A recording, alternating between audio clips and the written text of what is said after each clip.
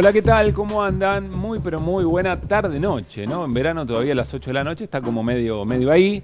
Lunes feriado en la República Argentina, celebrando carnaval, el recuperado carnaval, por otra parte.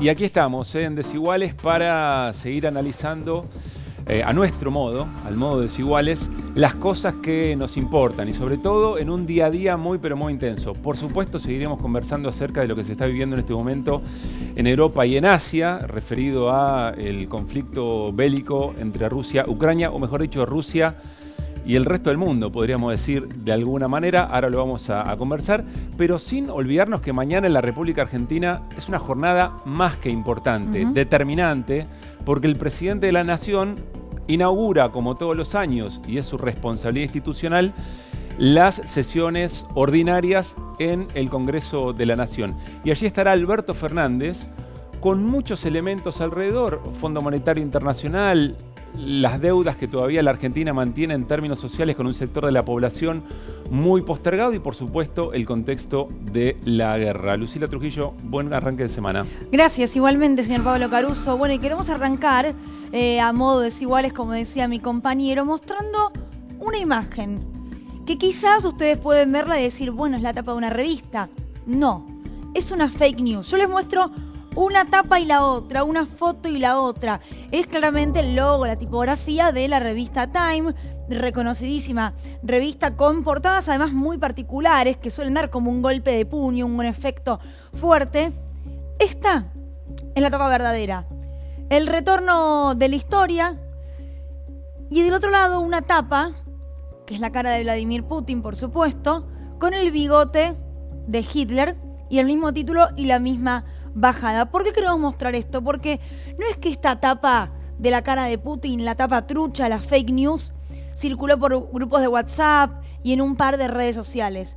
Esta tapa en un canal de televisión se la mostró y se le pidió a distintos analistas que den su opinión.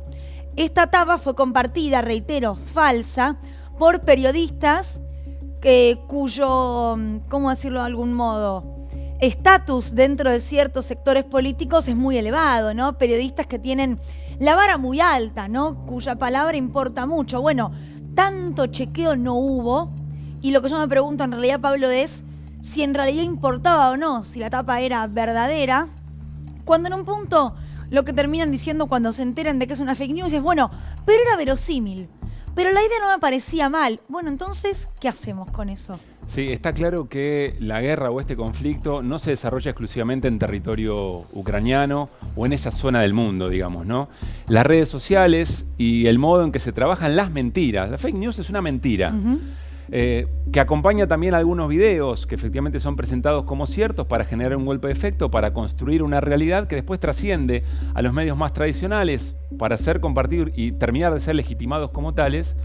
Y no es la primera vez que ocurre esto con la revista Time. Durante el gobierno de Donald Trump, un artista belga también hizo algo muy parecido, el flequillo y el bigote de Hitler y la silueta de Donald Trump, para sostener más o menos lo mismo. Lo que quiero decir es... Tenemos esa foto, me parece, sí, también, ¿no? la teníamos por ahí para compartirla. Pero eventualmente, el mensaje es que las mentiras... Esta es la foto en su momento. Que nunca existió. El racismo, el mejor de los virus, porque en ese momento Donald Trump estaba negando la pandemia. Ahí está la silueta, ven, el bigote, y parece la silueta, el perfil de Donald Trump. Esto también fue una mentira, digamos, ¿no? Y circuló como verosímil. Ahora, una cosa que me parece importante, o que nos parece importante en Desiguales, es que las mentiras no son neutrales. Es decir, hay todo un aparato de fierro mediático, de fuerza mediática, que opera en un sentido determinado ideológico, que opera bajo una mirada del mundo y no otra. Porque a veces se dice, bueno, hay mentiras y hay propaganda política de los dos lados. No importa cuáles dos lados, quiero decir, no estoy hablando ahora en particular, en términos generales, ¿no? Y eso no termina de ser del todo cierto, porque en general la maquinaria de las mentiras opera en un sentido siempre determinado, con una mirada mucho más hegemónica del mundo. Esto por un lado. Y por otra parte, lo que decías recién, Lucila, lo verosímil, circula por verosímil, es decir, quien divulgó esto como cierto... Por supuesto, es tu trabajo tener que ir a chequear. Había que ir a la cuenta de Twitter de la revista Time o al sitio de la revista Time para saber si era o no era. Pero efectivamente dice, bueno, es verosímil, entonces nos lo creímos. Lo verosímil tampoco es natural.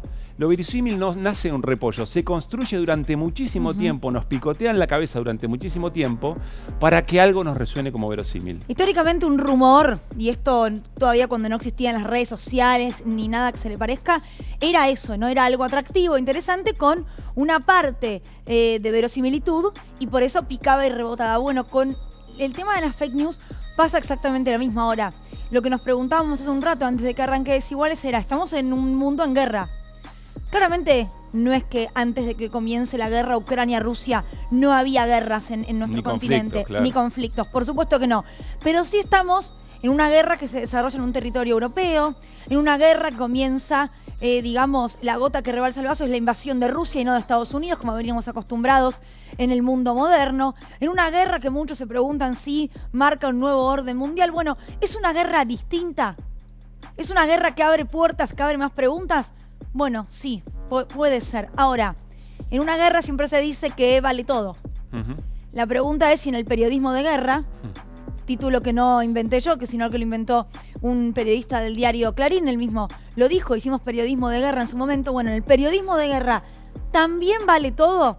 Y ahí es cuando claramente yo no tengo la respuesta, no sé si vos también. No, lo que sí está claro, y para darle un cierre a esta apertura siempre puntual de Desiguales, es que tanto, y referido al programa de hoy, tanto para interpretar un conflicto de estas características muy complejo, donde los matices tienen que abundar, donde a veces la reducción a buenos y malos es muy complicada, vale lo mismo, insisto, para un conflicto de estas características como para la legitimación de un acuerdo por 45.000 millones de dólares con un organismo como el Fondo Monetario Internacional, que nos va a condicionar nuestros por lo menos próximos 10 años. Y de esto va Desiguales de hoy.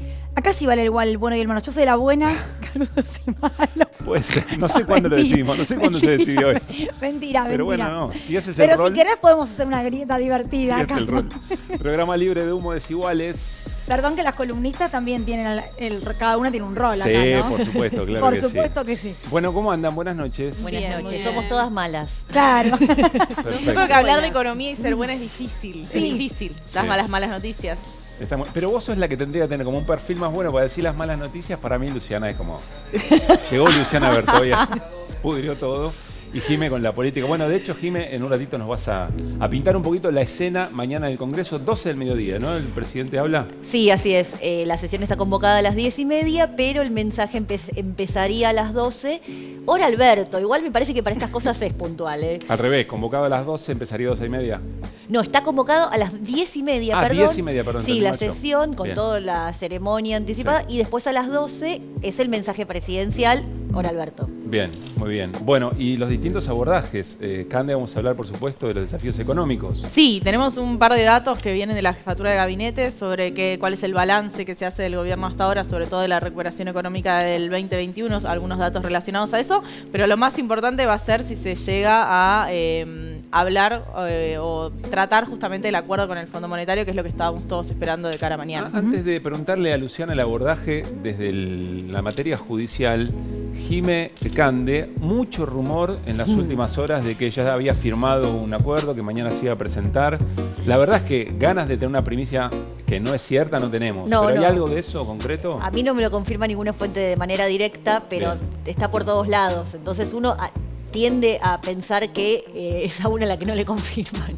Pero en realidad hace como 2 semanas que venimos diciendo ya está, Sí. ya está, ya entra, De ya hecho, entra. la semana pasada se decía es el viernes. Es el fin de semana, Es el puede lunes. ser el lunes. Bueno, puede ser el martes Claro, todavía. claro. Bueno, ¿qué apuro hay? En definitiva hay que conocerlo y analizarlo. No, el apuro es El el 22 de 22 marzo, claro. exacto, por el vencimiento con el Fondo Monetario. Y también es importante que el viernes el gobierno hizo un pago al Club de París que demuestra, digamos, que el buen rumbo de las negociaciones y cómo se supondría que para el martes, para llegar con los tiempos legislativos, debería ser presentado ya el acuerdo.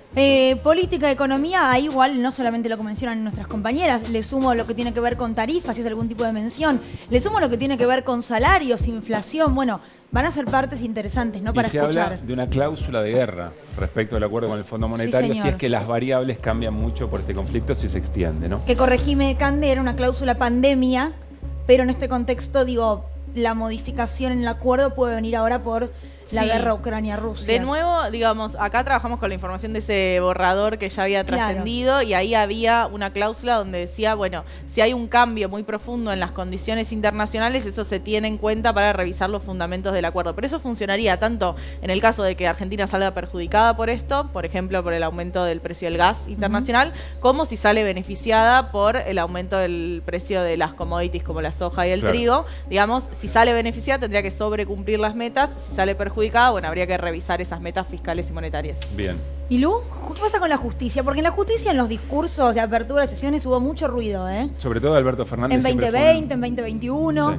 ¿Qué va a ocurrir? Yo creo que están preocupados en la justicia. Un dato como para tener en cuenta es que hasta el viernes no se sabía si iban los integrantes de la Corte Suprema que querían conectarse por Zoom, ¿no? Participaron de la de 2021, participaron. estaban ahí. 2021 por Zoom, entonces querían reeditar. Ah. En esa 2020 modalidad. estuvieron. 2020 estuvieron.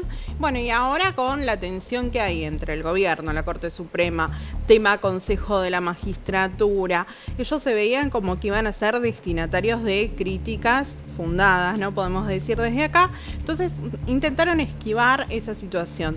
Pero bueno, tenemos que saber qué va a anunciar el presidente, si va a anunciar algo sobre la Corte Suprema, sobre el Consejo de la Magistratura, que también tiene una fecha límite, que es el 16 de abril, para su funcionamiento, Ministerio Público, y también, bueno, toda la agenda vinculada a inteligencia que el presidente siempre la enmarcó conjuntamente con la justicia. ¿Y van a ir o no van a ir?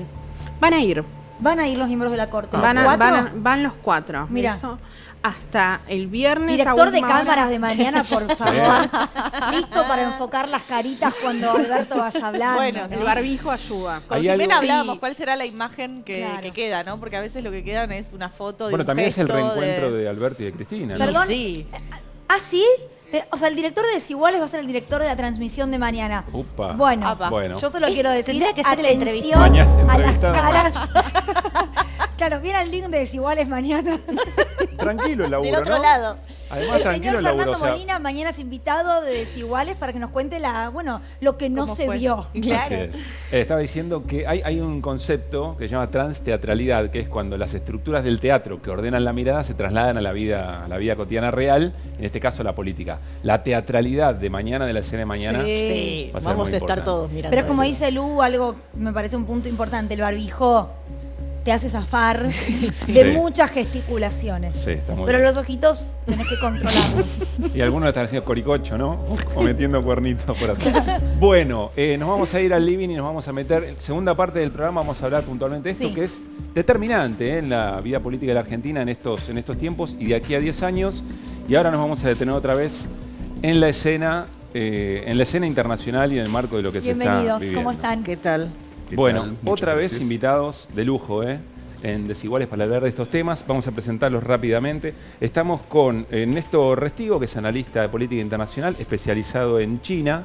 Alguien me dijo hoy, Lucila Trujillo, audiencia, estamos poniendo la mirada demasiado en Occidente respecto a estas cuestiones. Nadie se está preguntando muy bien qué pasa del otro lado del mundo. Bueno, hoy vamos a charlarlo con Néstor Restivo. Y Jorge Wozniak es historiador, docente, investigador. Escribió un artículo en Página 12 hace muy poquito, muy interesante acerca de cómo ¿cómo se diría? Desrusificó Ucrania para entender un poquito más estos temas. Y enseguida lo vamos a invitar a participar a Mariano Causino. Mariano fue embajador de Israel y de Costa Rica durante el gobierno de Mauricio Macri. En Israel y en Costa Rica. En Israel y en Costa Rica, así que va a ser interesante su mirada también. Bueno, Néstor, una cosa muy general. ¿Dónde crees que en este momento y por tu experiencia está la clave para entender un poco más de lo que se está viendo en el enfrentamiento entre Rusia y Europa y Estados Unidos? Bueno, evidentemente es un hecho muy disruptivo de lo que estaba pasando, ya el mundo venía muy complicado por la pandemia y el hecho de que un protagonista central de este caso, y en este caso como el invasor que es Rusia, genera un tembladeral mundial por todo el ascenso que estaba teniendo Rusia y que está teniendo en la escena global, y ahí viene la vinculación con China, ¿no? Esa alianza entre China y Rusia era y es, en mi opinión, muy importante para compensar muchos desatinos que hace Occidente en su declive. La alianza entre Rusia y China es un equilibrio interesante, por ejemplo, cómo torció Rusia el curso de la guerra en Siria, un ejemplo, pero esta acción tan inesperada y terrible de una guerra pone en cuestión toda esta situación y con mucha cautela, un desafío enorme que se le presenta a la República Popular China, que su principal aliado haga esta acción y tratar de buscar un equilibrio y un desafío muy muy grande en la mentalidad histórica que tiene China, que es siempre la guerra es una última carta. Digamos, en el ADN chino está el temor, casi diría el terror a una situación de caos. Eso viene de Confucio, de una relación mucho más armónica a nivel local y a nivel global. Y siendo su aliado el que genera esta acción, bueno, todo ese equilibrio que está tratando de hacer China ahora, que también tiene en Ucrania un socio comercial importante, me parece que para China es una oportunidad de mostrar la responsabilidad global y que yo creo que la está teniendo en esta circunstancia. Jorge, ¿vos coincidís con eso, con el rol de China? Yo diría que obviamente el conflicto con Occidente hace que Rusia se apoye cada vez más en China, lo cual no es un apoyo incondicional. Acá va a haber Mira, eso te quiero preguntar, porque antes del aire yo le decía, bueno, China por ahí está diciendo, che, este amigo mío, mi hermano, que se mandó esta, a ver cómo la arreglo. En el sentido de la sociedad que tienen. ¿Son efectivamente una sociedad de hermanos, de socios carnales? Mira, primero felicitarlos por la presentación que hicieron, de que no hay buenos o malos. Los estados tienen intereses, todos los estados, y las potencias tienen intereses a escala global. Entonces, primero eso, el apoyo de China a Rusia y la búsqueda de apoyo de Rusia en China no es un apoyo incondicional y gratuito. Si querés podemos ver algunos puntos. Un motor ruso de iguales características que uno estadounidense tiene un 15% menos de potencia. Cualquiera de los motores chinos para aviones de guerra, estoy pensando, tiene un 15% menos que uno ruso. Obviamente China va a querer esta tecnología y Rusia no quiere crear un peligro en su frontera al sur de Siberia, pero que va a haber presiones para lograr transferencias tecnológicas, acceso a... Buenos socios, digamos, claro. Son socios con intereses en algún punto coincidentes en lo inmediato, pero divergentes tal vez en el largo plazo. Jorge, no te pido que lo desarrolles ahora, sí le damos la participación a Mariano Causino, pero desde tu saber específico, a modo de título, ¿qué es lo que te parece que no se está viendo? ¿Qué abordaje no se está teniendo para hacer un buen análisis del conflicto? Para mí lo que no se está viendo es Ucrania es una sociedad dividida, pero cuando decimos la grieta es una grieta en serio. No es una simple discusión sobre algún punto. Idiomas diferentes, prácticas religiosas distintas, pertenencia cultural diferente. Es decir, son dos países dentro de un país. Ahora, no quiere decir... se calcula que el 55% de la población de Ucrania habla cotidianamente en ruso.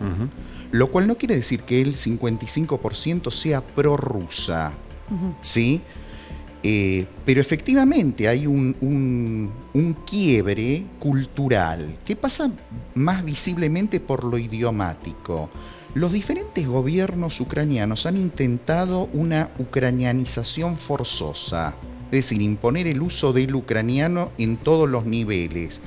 Paréntesis gigantesco, ninguno de los presidentes ucranianos habla cotidianamente en ucraniano. Zelensky es ruso parlante, aprendió a hablar en 2 años de una forma extraordinariamente buena, pero es el intento de construir un Estado-nación a semejanza de los que existían en el siglo XIX. Un Estado, una nación, un territorio. Y en ese proceso de lograr la homogeneización, generaron malestares locales, ¿sí? Y es esto lo que estamos viendo. ¿Y a vos te parece que todo esto no está debidamente tenido en cuenta a la hora de analizar el conflicto, digamos? No debidamente, no está tenido en cuenta, está ignorado totalmente. Decíamos que ya nos estaba escuchando vía Zoom Mariano Causino, el especialista en relaciones internacionales, ex embajador argentino en Israel y en Costa Rica. Mariano, ¿cómo estás? Buenas noches. ¿Qué tal? Buenas noches, ¿cómo están ustedes? Bien. Gracias por comunicarse. No, gracias por estar en Desiguales en primer lugar. Bueno, venías escuchando, imagino, lo que decían aquí los invitados, Jorge y Néstor. Lo primero que te quiero preguntar es cuál es tu posición con respecto al rol de China en toda esta situación y si crees que esta visión ucraniana histórica no se está teniendo en cuenta. Bueno, yo lo que diría es que coincido en gran medida con lo que han estado exponiendo los propinantes, y lo fundamental para tener en cuenta este conflicto es que expresa el malentendido histórico que se ha producido en los últimos 30 años entre los Estados Unidos y la Federación Rusa a partir del fin de la Guerra Fría y las distintas interpretaciones que se han hecho en Occidente y en Rusia sobre ese mismo fenómeno, y en especial a partir de la controversia por la expansión de la OTAN, una política que se hizo a pesar de los intereses de seguridad rusos y que no ha sido atendido los pedidos rusos de frenar esa expansión a lo largo de los países que integraban en su momento el Pacto de Varsovia o que eran directamente repúblicas soviéticas, como las del Báltico. Eso ha profundizado un malentendido y una muy mala relación entre los Estados Unidos y Rusia, con la consecuente corolario de que eso ha profundizado una relación entre Rusia y China, que es una relación contraria a la historia y a la geografía, porque son dos potencias que a lo largo de los siglos han mantenido una muy mala relación y que en los últimos 15 años han profundizado una relación, una alianza de intereses que es a todas luces contraria a los intereses de Occidente. Claro. Néstor, ¿coincidís con esto? Sí, es verdad que la alianza entre Rusia y China es una excepción en la historia. Siempre han tenido mucha rivalidad, han tenido una guerra hace poquito más de un siglo. El conflicto que hubo entre la Unión Soviética y Mao. Es una novedad que tengan este grado, casi diría, de idilio Xi Jinping y Vladimir Putin, pero insisto, me parece que es una alianza muy fuerte que quizás surge de la propia necesidad. Ellos ven que Estados Unidos, Europa, la OTAN, AUKUS, el G7, la propia Unión Europea avanzan y sobre todo los sectores más recalcitrantes le generan o en todo caso incentivan conflictos en las periferias de ambos países, y ambos entienden que en el largo plazo se tienen que unir para defender lo que quieren ellos, que es el propio desarrollo de cada una de sus naciones. Claro. Mariano, fuiste embajador en Israel y me pregunto, siendo una potencia militar también, ¿cuál es el rol de Israel en toda esta situación, por su vínculo además muy cercano con Estados Unidos? Bueno, Israel ha adoptado en este conflicto una posición prudente y que se ha expresado en realidad de manera diferente en las expresiones que ha hecho el canciller Lapid y las que ha tenido por parte del primer ministro Naftali Bennett.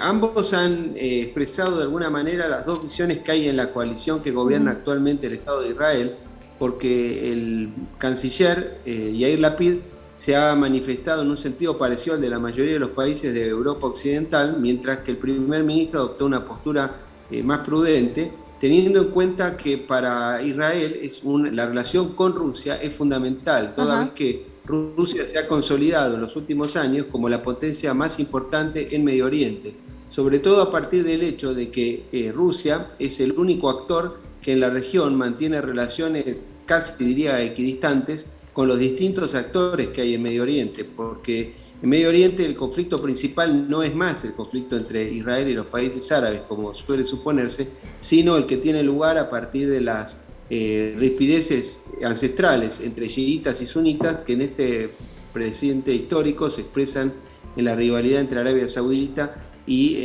Irán y sus aliados. Pero Rusia es la única potencia que está en condiciones de tener relaciones casi diría de igual a igual con los distintos actores, es decir, con Arabia Saudita, con las monarquías del Golfo, con Israel, con Egipto, con Turquía y también con los países, con Irán y sus aliados, y por supuesto con la posición que tiene en Siria. De manera que es fundamental para un Estado como el Estado de Israel tener una relación pragmática con la Federación Rusa. Quiero agregar que Mariano Caucione escribió 2 libros sobre Rusia. Aquí los tengo. La Rusia de Putin, mito y realidad del liderazgo postsoviético, y Rusia, actor global. Mariano, para cerrar la charla, ¿por dónde te parece que pasa la clave para tratar de, por lo menos, dejar de que este escenario sea de una guerra abierta como lo es en la actualidad? Bueno, este escenario, como decíamos anteriormente, refleja un conflicto persistente, como suelen ser los conflictos geopolíticos, que lamentablemente tienden a mantenerse en el tiempo, porque tienen raíz en razones geográficas e históricas. Pero todo indicaría que una posible solución para el conflicto ucraniano, si es que se puede hablar de solución, pero digamos una manera de administrar este conflicto con el menor nivel de daño a la paz y a la seguridad internacional, sería encontrar alguna fórmula de neutralidad para Ucrania, una suerte de finlandización, un compromiso de que no va a pertenecer a la OTAN, que no va a ingresar a la Organización del Tratado del Atlántico Norte, pero al mismo tiempo que se le reconozca por parte de Rusia su integridad territorial y la posibilidad de mantener un vínculo muy económico muy importante con Europa. Y en especial, y dentro del territorio ucraniano, alcanzar algún grado de gobierno que reconozca las autonomías de las regiones donde hay una población rusa o prorrusa mayoritaria, como sucede en el sur y en el este del país. Bien. Mariano, te hago una última pregunta muy breve porque después se la voy a pasar también a los otros invitados, y es, ¿qué opinás de la postura argentina, teniendo en cuenta que hoy en Naciones Unidas el canciller Santiago Cafiero condenó lisa y llanamente, utilizando esa palabra, la invasión en Ucrania? Yo creo que la actitud que ha tenido el gobierno argentino a partir del jueves 24 y que se ha expresado en el día de hoy es correcta, pero tardía, en el sentido de que durante las primeras 48 horas de la escalada de esta situación, a partir de que la Federación Rusa reconoció las repúblicas separatistas de Donetsk y Lugansk el lunes 21 de febrero, había sido una posición ambigua y de alguna manera problemática, pero tiendo a pensar que dentro de la coalición de gobierno podría estar primando la visión de entender que la actitud de la Federación Rusa de iniciar una política que en los hechos implica una violación del principio de integridad territorial de los estados es muy inconveniente, es inaceptable, y que además tiene que ver con el reclamo de soberanía que mantiene la Argentina y que precisamente alude a ese principio. De forma tal que yo le reitero, para ser concreto, creo que el gobierno argentino ha actuado correctamente del día 24 en adelante, aunque lo ha hecho tardíamente. Muchísimas gracias, Mariano Causino. Gracias a ustedes, hasta siempre. ¿Coinciden? Bueno, trasladamos, sí. Jorge, a ver, yo, si me permiten, me parece que no fue tardía la reacción del gobierno argentino. El primer día la Cancillería sacó un comunicado reclamando un modelo de paz y de negociación, que es lo que ha hecho siempre la política exterior argentina. Eso por un lado. Sí me parece interesante lo que dice Mariano, para volver al foco que tiene el de Medio Oriente, y un poco respondiendo a la pregunta que hacías vos, Pablo, sobre qué es lo que no estamos viendo. Recién decía Mariano, en Medio Oriente hoy en día el conflicto ya no es tanto Israel, países árabes, sino al interior de Arabia Saudita con Irán y con los países aliados.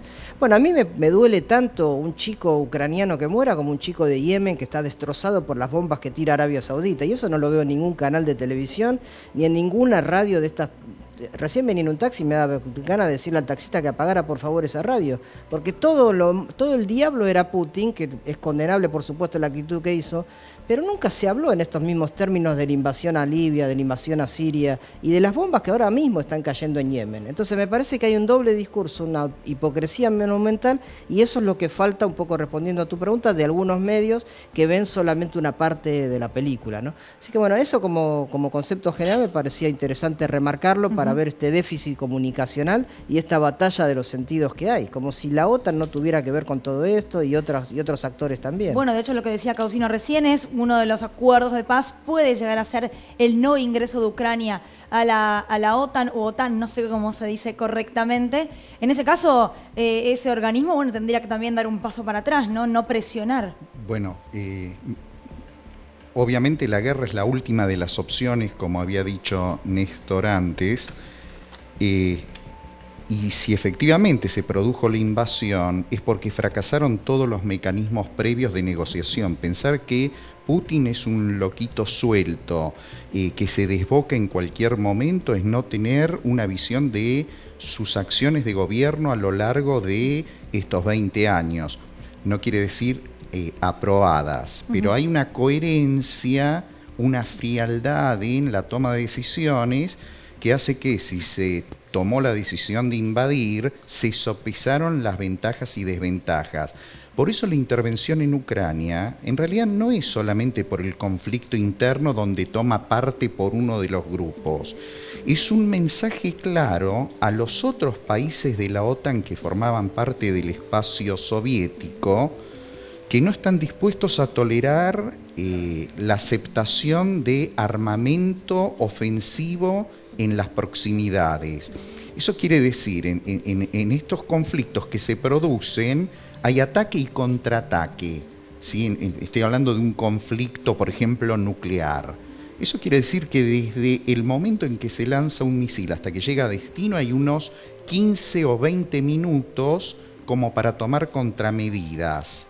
Si desde Estados Unidos se ataca a Rusia o de Rusia a Estados Unidos. Pero si los misiles se largan desde Ucrania o desde Lituania, Letonia o Estonia, no hay momento de contrarreacción, no hay forma de neutralizar eso. Entonces, es cierto también que Ucrania no puede entrar en la OTAN, porque ningún país con conflictos limítrofes puede ser admitido.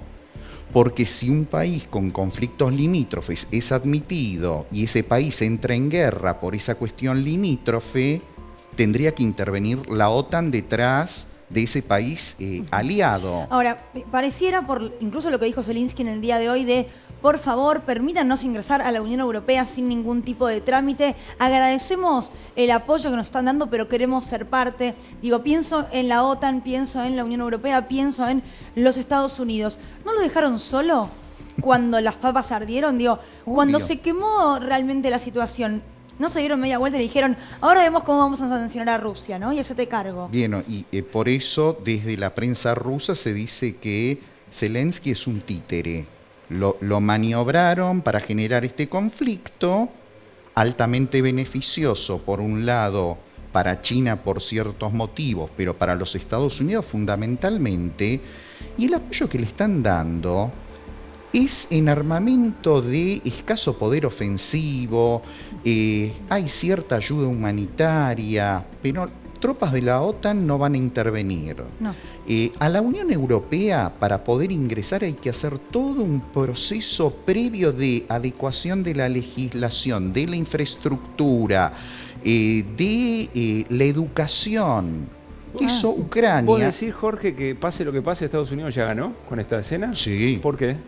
Y primero porque recordemos que la OTAN intervino en Afganistán 20 años. Es decir, intervino Estados Unidos, Alemania mandó tropas, España mandó tropas.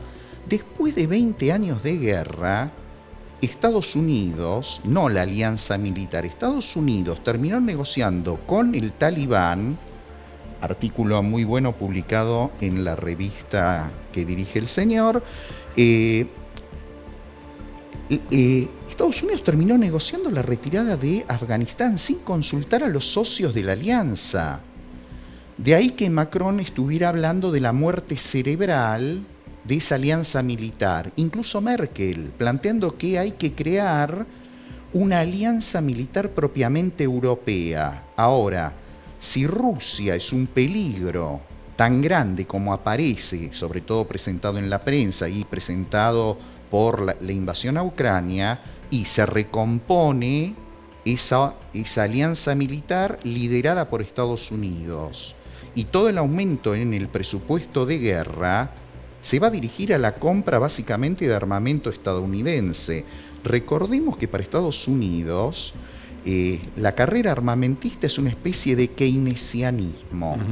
¿Sí? Genera una demanda que reactiva la economía, y las guerras consumen armamento, y los peligros de guerra a su vez generan nuevos pedidos de armamento. Por lo tanto, Estados Unidos por lejos es el principal ganador. Y segundo, Europa está en una situación de una debilidad extrema, porque si el conflicto escala, una de las medidas que puede tomar Putin, que no sería la primera, pero sí es posible, es cortar el suministro de gas, carbón y petróleo a toda Europa. Con lo cual, pensemos que el 40% del gas que consume Alemania viene de Rusia, pero 30% del carbón y el 25% del petróleo de diferentes países europeos también viene de Rusia. Eso generaría una estanflación, como si estuviéramos en la década del 70 con la crisis del petróleo, cierre de fábricas, aumento del precio de la energía, desempleo masivo. ¿Eso sería la tercera guerra mundial de la que se habla? Es una guerra económica que escaló.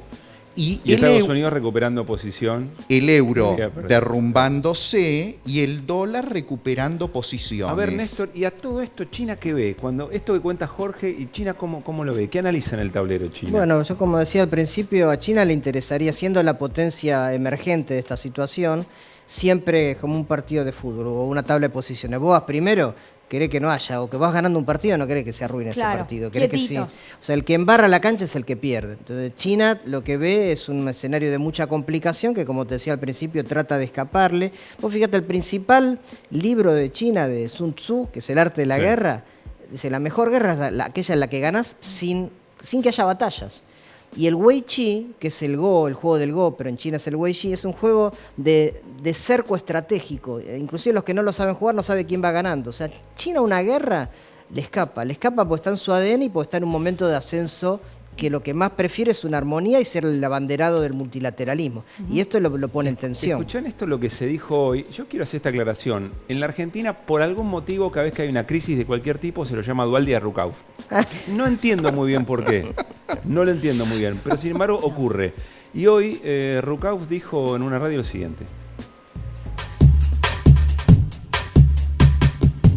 Xi Jinping, que es el verdadero estratega de este momento histórico, sentarse a la mesa viene de Beijing. Yo creo que Putin no anda bien de la cabeza. Putin era hasta hace una década un estratega muy astuto, pero poco a poco se fue aislando y a China le conviene, como diría Sun Tzu en el arte de la guerra, que sus dos enemigos históricos, Estados Unidos y Rusia, se peleen, pero no quiere que Rusia marque los tiempos. Por ejemplo, a China le interesa que el trigo que vende Rusia a Occidente se lo venda a ellos, que el gas que le vende a Occidente se lo venda a ellos, pero, por ejemplo, el gasoducto de Siberia ya está funcionando entre Rusia y China, pero recién en el 2025 va a estar a pleno funcionamiento. Entonces, yo imagino que lo que le debe haber dicho, me parece que tu tiempo no es el nuestro.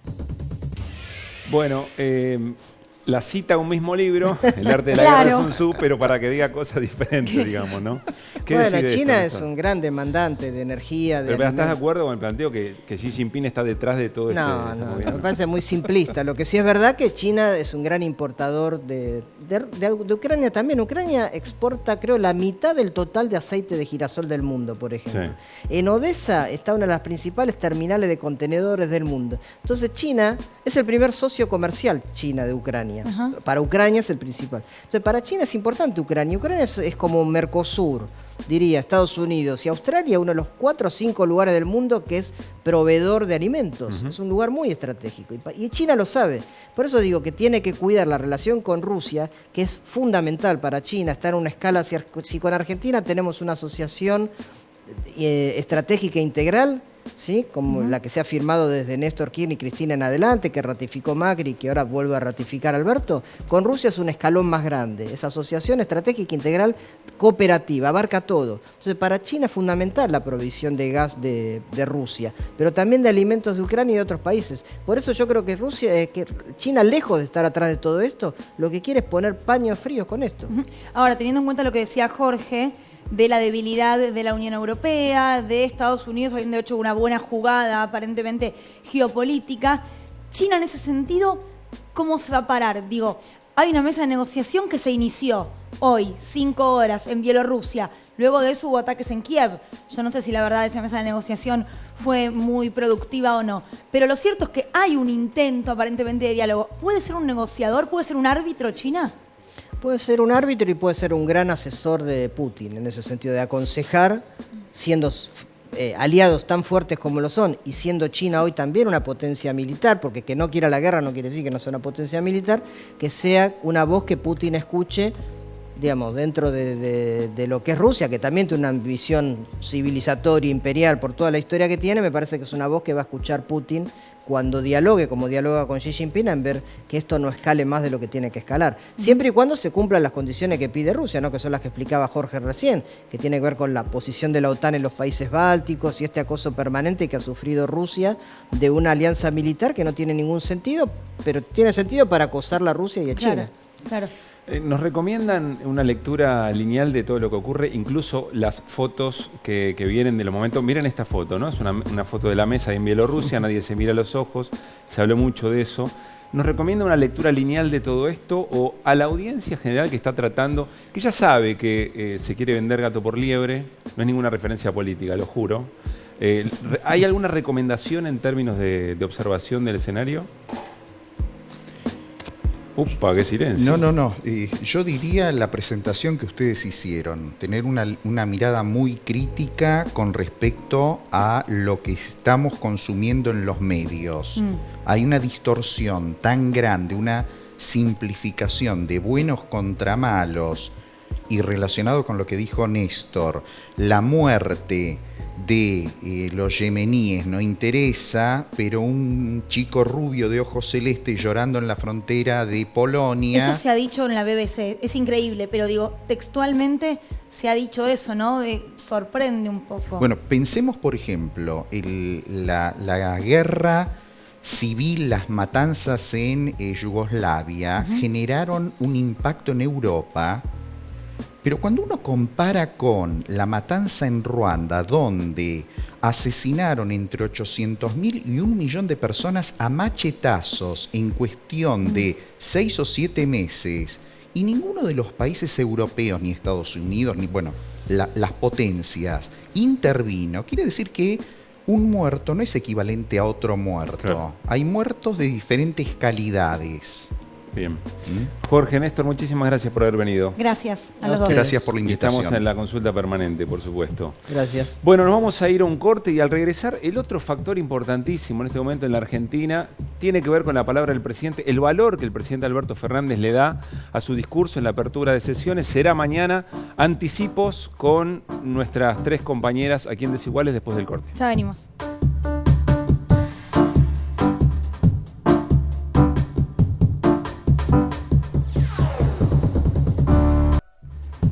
Seguimos en Desiguales, decíamos mañana día clave, 1 de marzo, apertura de sesiones ordinarias en el Congreso de la Nación.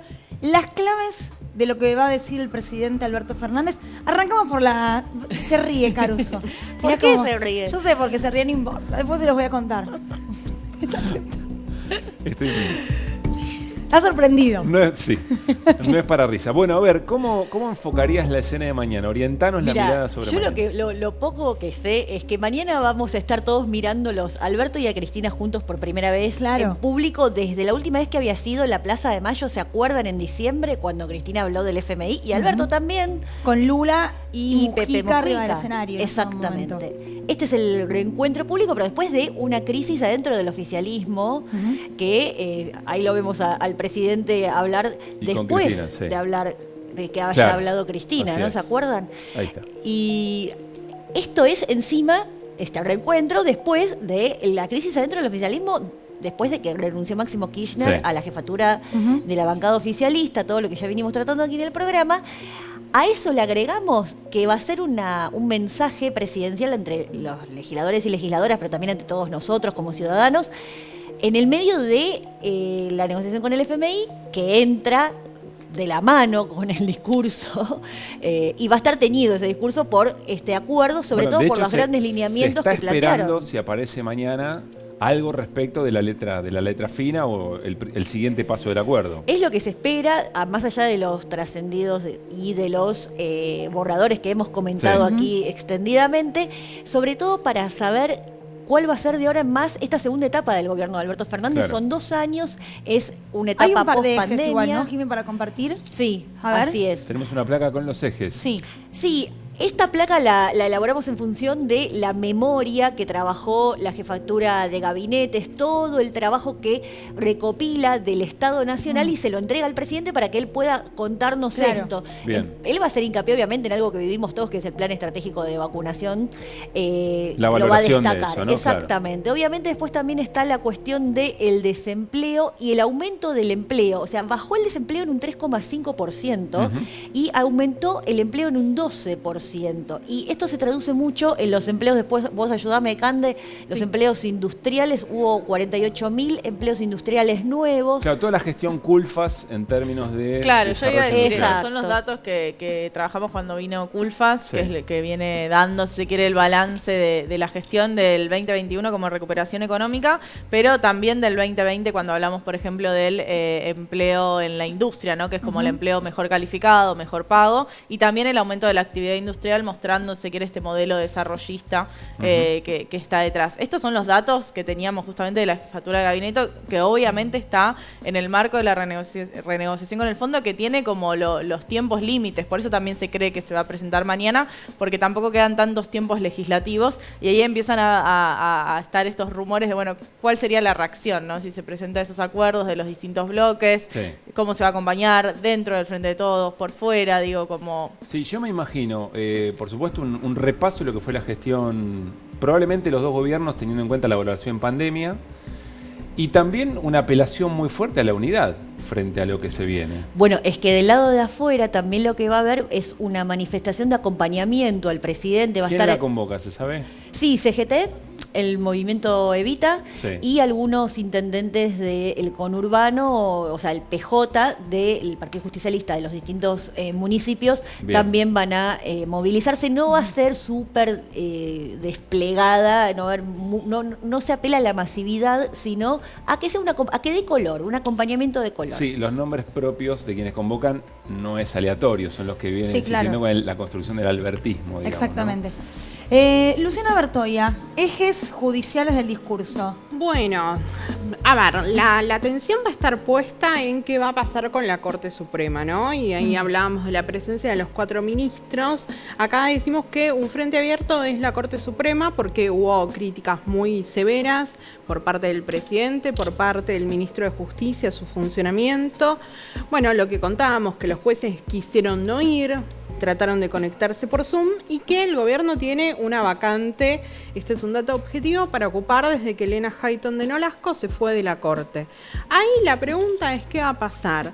¿Se va a mandar a una candidata para ese cargo? ¿Se va a pensar en una ampliación de la Corte? ¿Podría llegar a darse un nombre mañana? Yo no creo. No, es un montón. No suele No creo. ser Es un montón. la apertura de sesiones. No, por eso es un montón. Para ese detalle, ¿no? No creo. Me parece que en todo caso va a dar un lineamiento más amplio.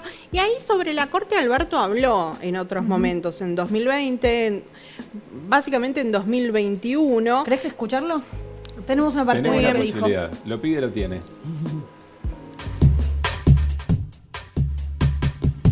El Poder Judicial de la Nación está en crisis. Es el único poder que parece vivir en las márgenes del sistema republicano. Sus miembros, jueces, fiscales, defensores y demás funcionarios, disfrutan de privilegios de los que no gozan ningún miembro de la sociedad. Ningún magistrado ni funcionario judicial paga hoy el impuesto a las ganancias, que sí tributan millones de trabajadores y funcionarios del sector público y privado.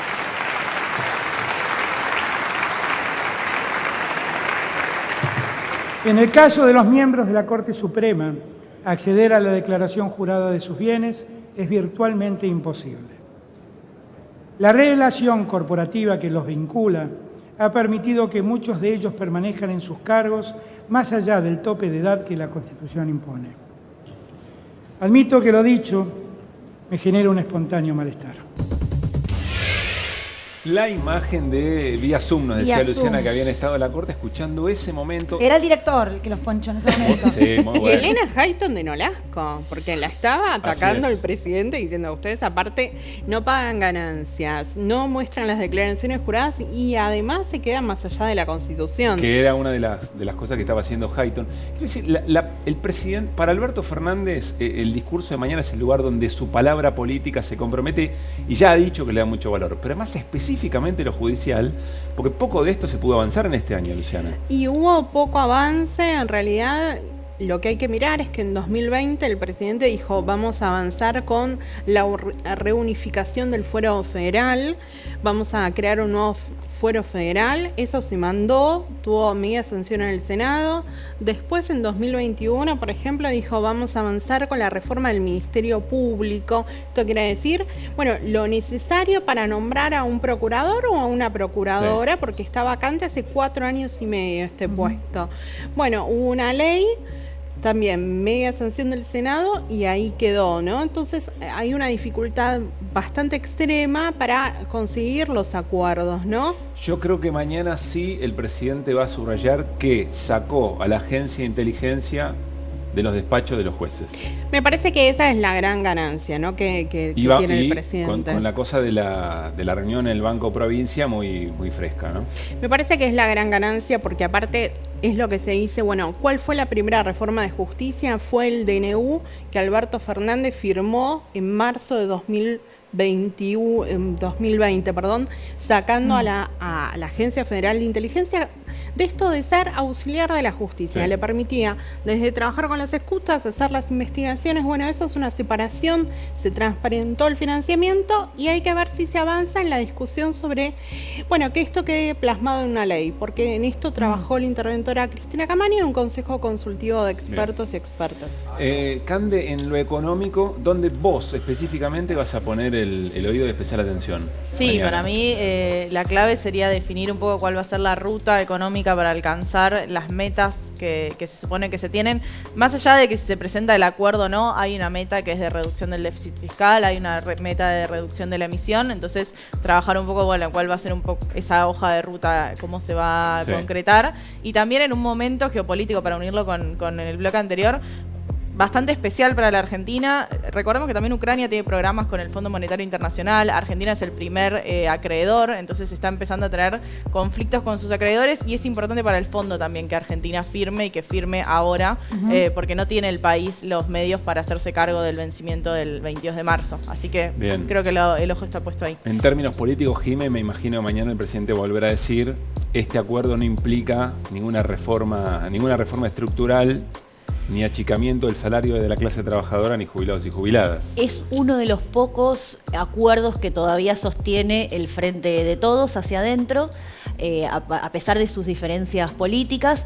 Sí están alineados Alberto y Cristina en el sentido de que no se puede superar, la inflación no puede superar los salarios, y ahí la inflación tenemos las tarifas, que también sigue la discusión, esa discusión sigue. Bueno, perdón, la guerra Ucrania-Rusia, que yo creo que también va a ser parte del discurso, imagino, y lo digo porque no solo habla de la situación geopolítica y lo que tiene que ver con las relaciones internacionales por parte de la Cancillería, sino también las consecuencias económicas. Porque no es lo mismo la energía un valor, el trigo un valor, digo, hay también una balanza que se va a mover ahí bastante. Sí, el factor más importante ahí es el gas, porque Argentina siempre importa gas durante el invierno y el precio del gas viene aumentando casi el 120% en los últimos 6 meses. Claro.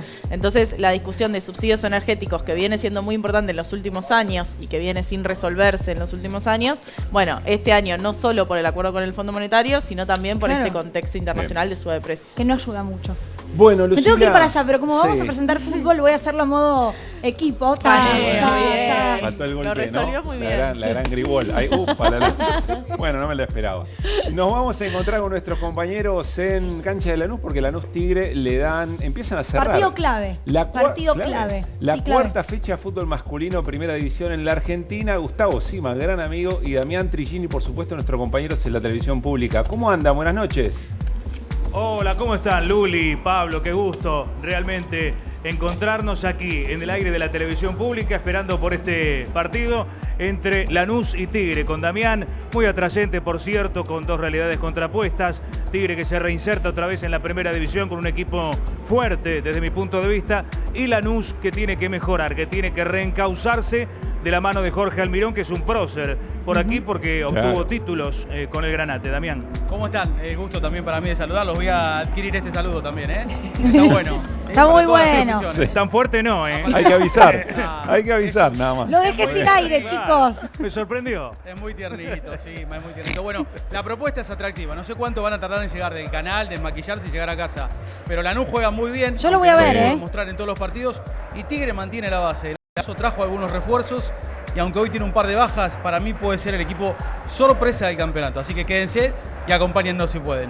Todos los hinchas mujeres Sí. y hombres, por supuesto, hinchas de Huracán, atentos a lo que acaba de Siempre ocurrir acá. aparece Huracán, no sé Yo bien quiero por qué, decir, está bien. en la zona, Huracán está cuarto, dependemos un poco de este resultado. Confío en que ellos van a traer buena suerte, como nuestros compañeros de la semana pasada, que me trajeron buena suerte. Qué cosa hermosa, es verdad. ¿Viste? Qué cosa hermosa el ambiente, ¿no? Es una cosa espectacular escucharlo. ¿Cómo está el clima ahí en la cancha? Muchachos, ¿nos escuchan? Sí. Con algunas dificultades, pero hablabas del ambiente, Sí. hay bastante público. Los jugadores realizaron ya la entrada en calor. Estará ausente el Pepe San, un Epa. emblema, un prócer del Granate, aparentemente con alguna molestia física. Esto lo vamos a cerciorar en el transcurso de la transmisión. Y no juega el gran goleador de Tigre. Exacto, nos sorprendía la ausencia de Magnín, pero esto tiene otro significado distinto al de Pepe Sal. Y después Gaby Previtera seguramente lo va a contar en la transmisión. Faltan 2 goleadores, uno en cada equipo. Muy ¿Nos bien, vamos? Nos vamos. Un gran abrazo a todo el equipo y muy Buen buena partido. transmisión. Abrazo grande para ustedes. Adiós. que pasen bien. Muy Tan bien, me fuerte gustó. no. ¿Qué hace? Ahí va. Muy bien. Bueno, la transmisión es suya, muchachos.